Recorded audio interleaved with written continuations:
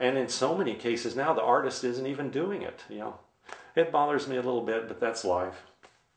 I'm just thrilled to do what I do and have somebody enjoy it. All right, let's move it out. Whoa.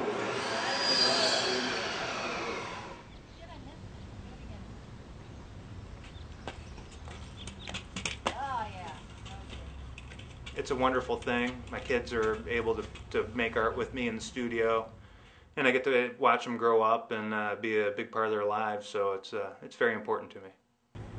I think that this piece relates to public art in a way that is easy to understand. It's a bit open for interpretation, but it's not a lofty art piece which requires an art history degree to view and appreciate, and I think I try to do that in most of my work. That's inconsequential. This goes on the other side.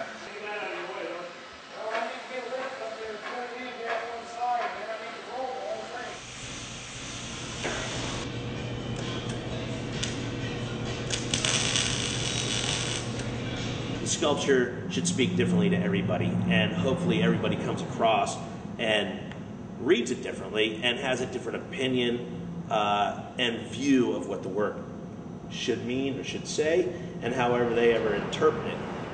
I love when people are oohs and ahs like a finale of fireworks when they say the laughs.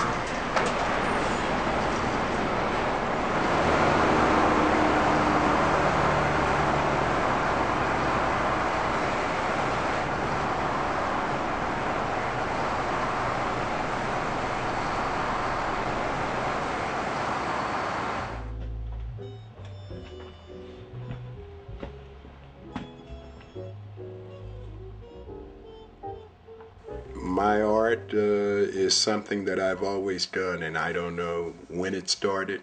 It started about the time that I could remember life in general. I get ill if I don't paint.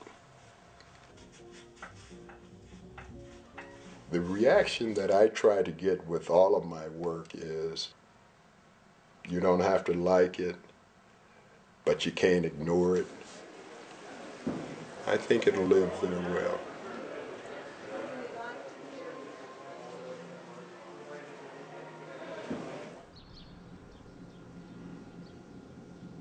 I hope that people that see my work will go away feeling more inspired, perhaps, or that they will look at other things in their life and look at them differently. I knew that people were going to continue to come back to the paintings, so I wanted to do something where the viewers, I would kind of oscillate between an image and the words, and where they could come back and find things that are hidden in them and hopefully find more layers every time that they came back.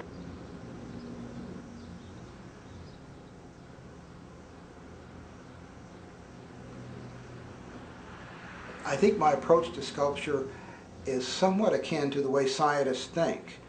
And initially, the main niche for my work was scientists and mathematicians. My work actually can be viewed as an aesthetic expression of visual mathematics. But the curious thing is, I mean, you're not going to think mathematics. That is amazing. And in the scale at which it will be at H&R Block, it should be a very, very powerful object, even though its logic is based upon a soap film. I mean, no one's going to think it's fragile and iridescent like a soap film. It's really going to have a powerful organic impact. Oh yeah, 6 tires. So we can see how much weight on each one.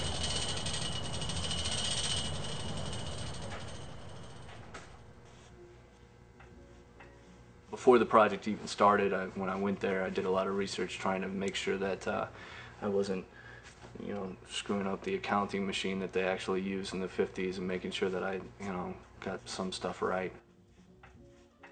I've had people react to my paintings in the past that are 4 years old and 84 years old. It's been really nice. And then I've had people that have actually spit on the paintings before, which makes everything kind of balance out nicely.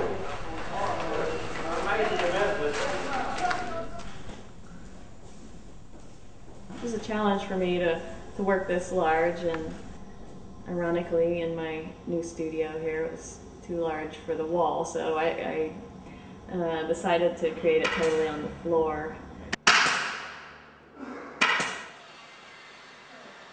I guess at its best, it would give people pause, you know, I mean, just kind of allow people to stop for a moment and think, wow, you know, what is that, you know, or